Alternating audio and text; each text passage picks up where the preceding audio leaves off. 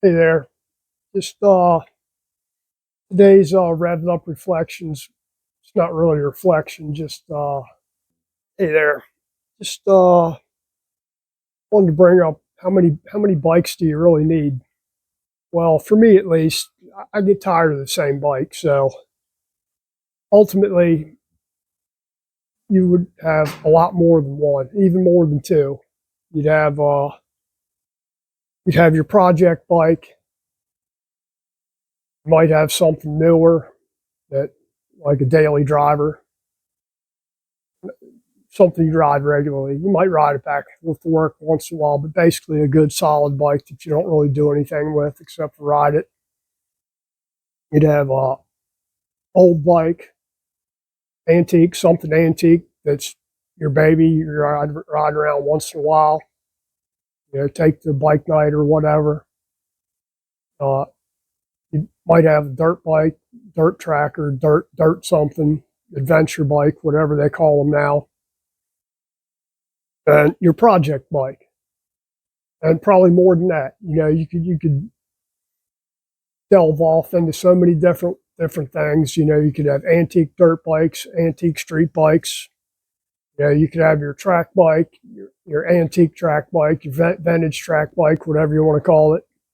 You wanted to go vintage racing, which is a lot of damn fun, really. I really dig the vintage crowd. It's good people. A lot of fun to be had there. But ultimately, like I said, you'd have more than one. You'd have something that's always ready to go. You're going to have something you're fiddling with, like this thing here, or something, you could go even further. You could have old British bike, old American bike, old Italian bike, whatever. How many you could afford, really?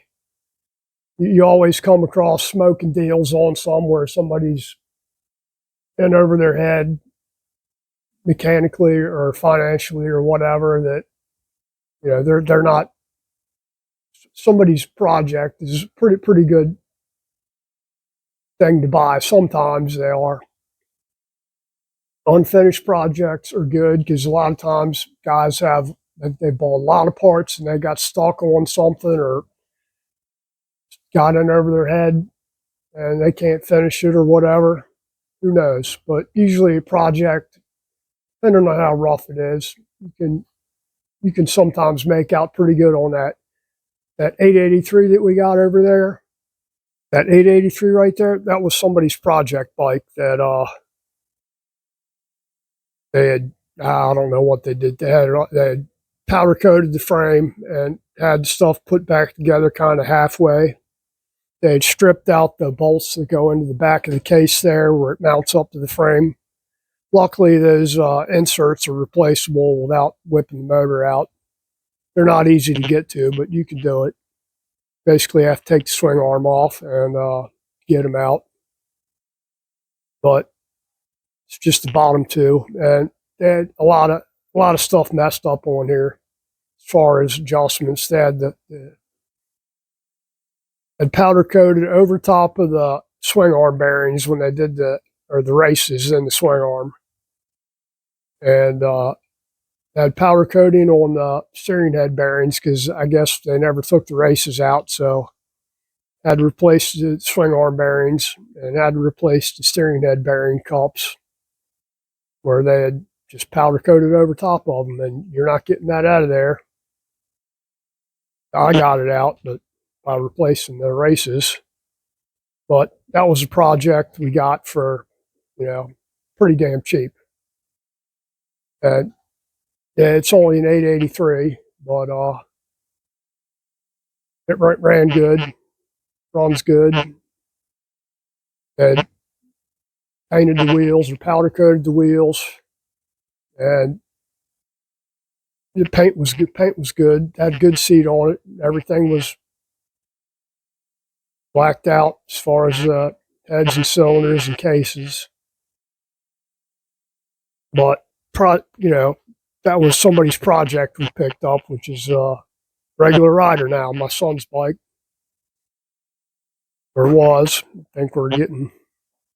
He hadn't ridden it, and I haven't ridden it much, so it's moving on down the road. here shortly. As soon as I charge the battery up and dump some fresh gas on it, put a regular air cleaner back on there instead of that air horn. But we'll be getting rid of that thing. Trying to move here before too long. And really need the room, so. You know, like I said, a lot of people get in over their heads with projects or whatever, because, I used to get a lot of ironhead sportsters come in because guys would be wanting to do their own work, and that's cool. They can do it. Most of the stuff's pretty simple to do on there. But for whatever reason, they go to pull the transmission out, 4-speed transmission. When you pull the 4-speed out of a Sportster, it's usually doesn't come out in one piece. They're pulling it out in gears and shims and everything start falling off in all different places. So you pull it out of there and you got a big pile of parts sitting there, and they don't know how it goes back together. And a lot of them at that point, they'll try and figure it out, and sometimes they'll get it back in. Sometimes they'll have it so messed up that it ain't never going to shift right again. Or it doesn't, they lose all the bearings, and the loose bearings on the right side where the main shaft bearing goes through, and 28 rollers fall out, and you don't know where they went. I mean, you can figure it out, but a lot of people don't know where they went.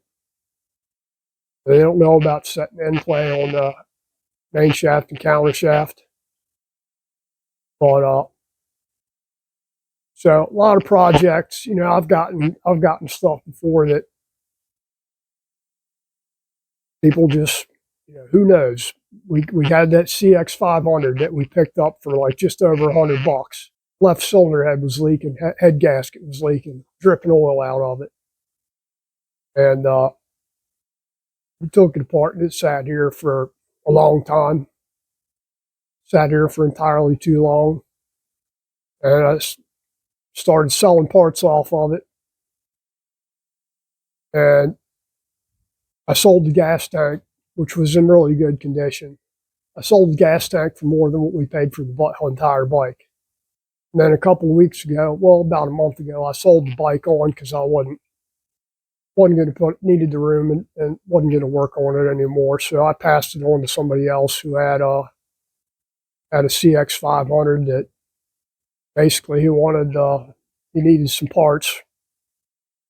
And he just bought the whole bike because it had like brand new tires. No, I didn't put tires on it, but it had new tires on it, or newer tires. They look brand new.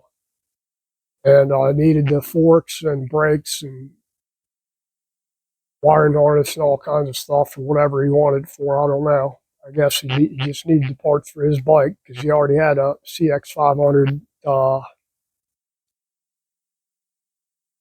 Deluxe or something like that. He wanted the parts off of it. So we actually made money off of that deal. Paid just over 100 for it and sold it. Figure we made $400 off of it. And that's not even together. That's me, because I had the cylinder head off, the left head off. But he got parts for it, so he was happy with his purchase, and I was happy to get rid of it. But like I said, you can get into ultimately, like I said, you want a bike that's your bike that you don't do anything to. You just hop on it when you want to ride it. Put gas in it, keep air in the tires, keep the oil changed, and just put miles on it. That'd be what I'd call your daily driver. And you want a project. Everybody needs a project. If you want to learn about motorcycles, buy a project. You're going to learn a lot more than you think you needed to know. Now, that being said, on some project bikes, some bikes you just don't want for known problems. Early Honda Magnus. Man, eating up cylinder heads, eating cams, eating cylinder heads. I had a guy, I've worked on a few of them.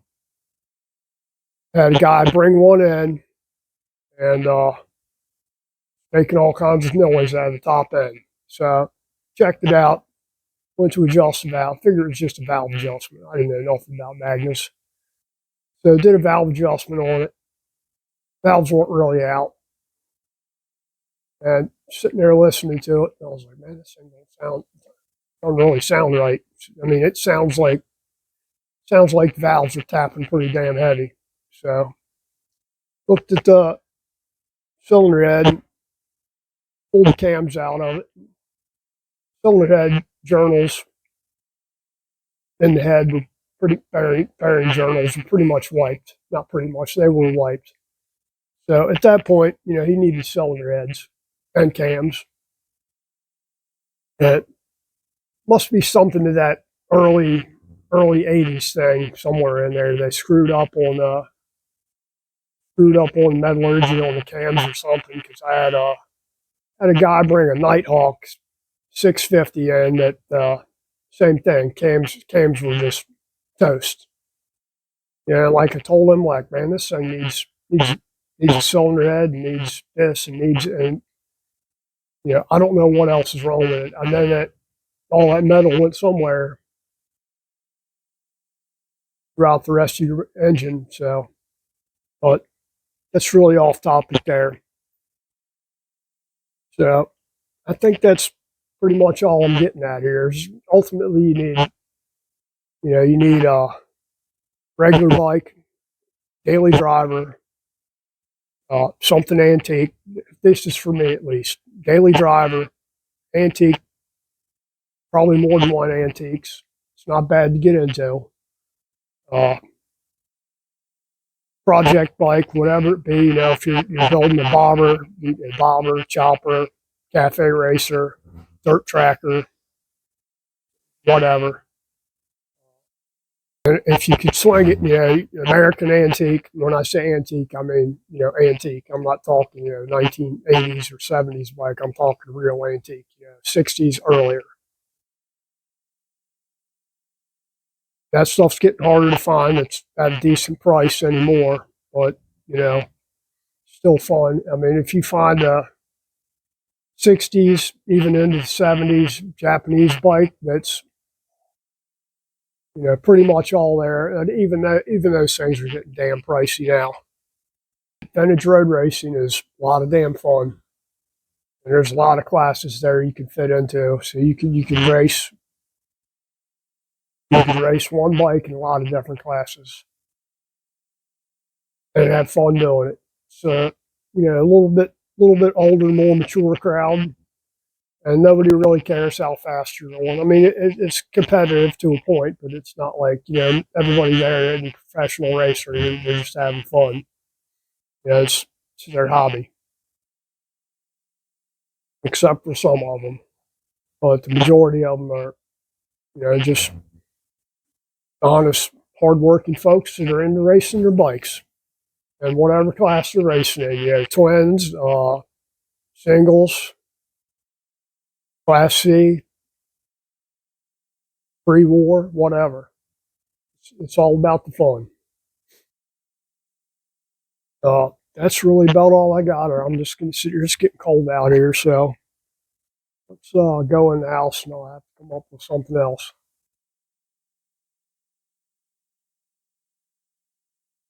You guys take care. Thanks for watching. Appreciate it. Everybody have a good day.